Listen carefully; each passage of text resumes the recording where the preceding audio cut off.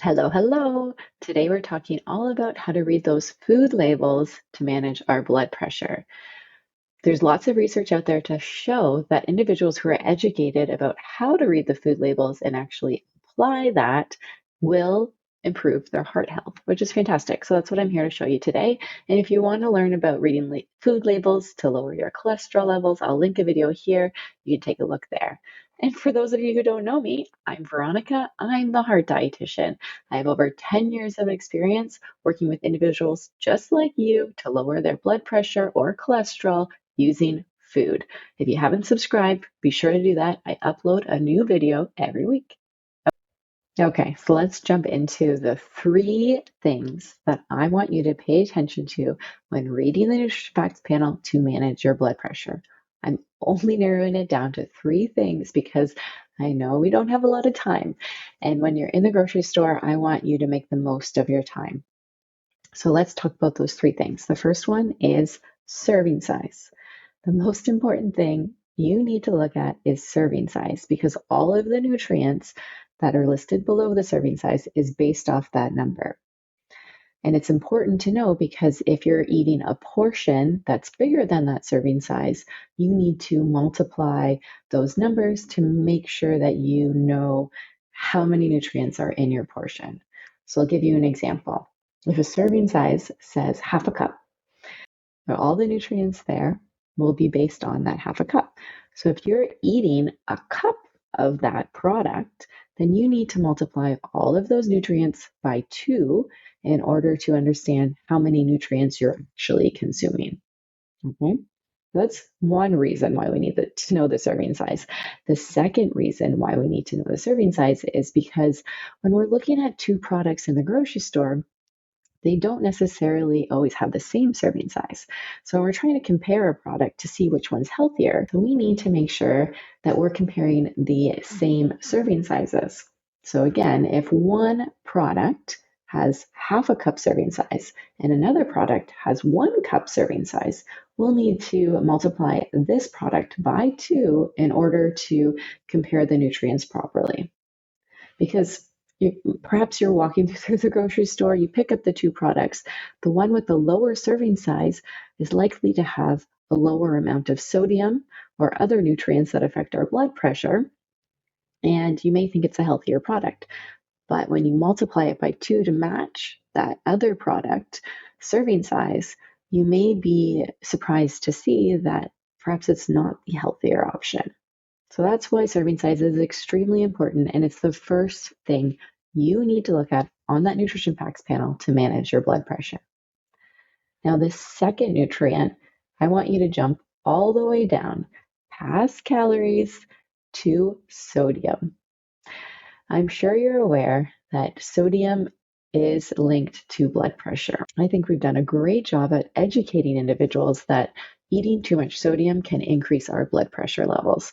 So, of course, that is something we want to look for on the food label and make sure we're not eating too much of. We know in North America we're eating too much sodium. And on an average day, North Americans are eating about 3,600 milligrams of sodium, and the American Heart Association recommends limiting sodium to about 2,000 milligrams. That's almost half. So we all have the potential to monitor our sodium intake to make sure that we're keeping it under 2,000 milligrams. And what better way to do that is the nutrition facts table.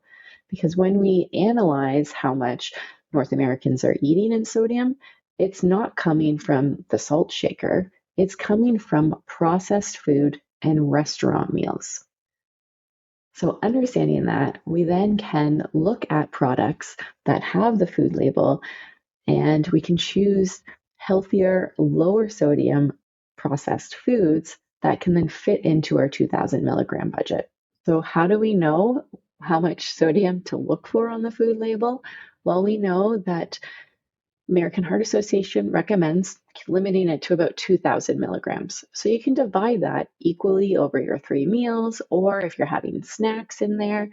But generally speaking, you could probably eat around 500 milligrams of sodium per meal and then have some minimally processed foods for snacks.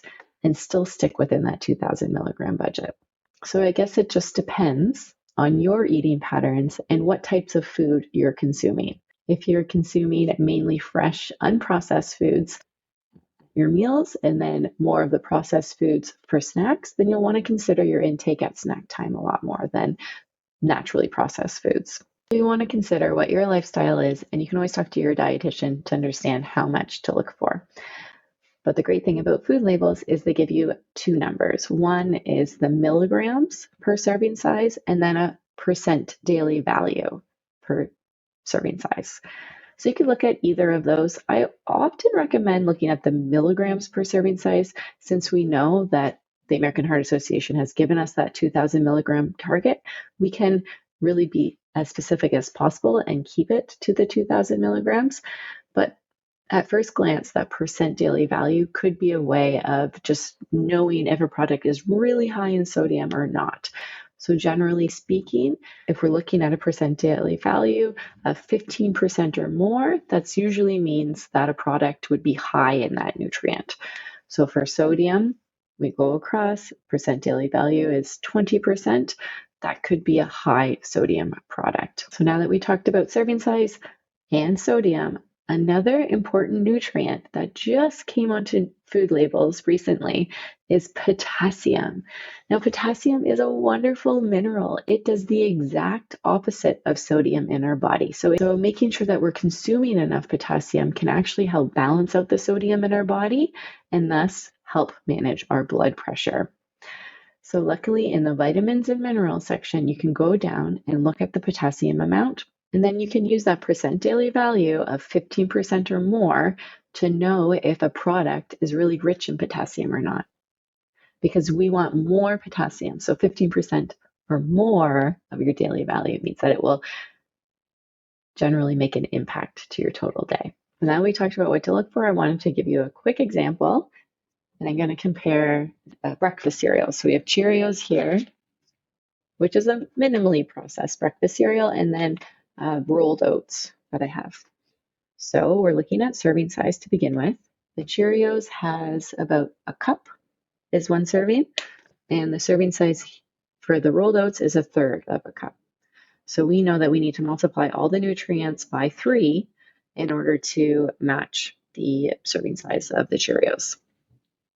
So that's the first thing, was looking at serving size. The next thing is looking at sodium. So when we look at the sodium of Cheerios, 1 cup has about 170 milligrams of sodium, or about 7% of our daily value. So remember, anything that's 15% or more means that it's a high sodium food. So 7% means that it's not too high. And then when we look exactly at the milligrams, 170 milligrams is well below our 2,000 milligram budget for the day. So it's not contributing too much sodium. Now we look at the rolled oats. A third of a cup of rolled oats has 0 milligrams of sodium in this package. Multiply it by 3 is still 0. So that is obviously a very low sodium product and won't be contributing to your sodium budget. So you don't need to worry about that. And then the last nutrient we want to consider is potassium. So we look at 1 cup of Cheerios, and the potassium amount is 3% of our daily value. So it doesn't necessarily contributing too much of potassium into our day. When we look at the rolled oats and we look down at potassium, a third of a cup is contributing 4%.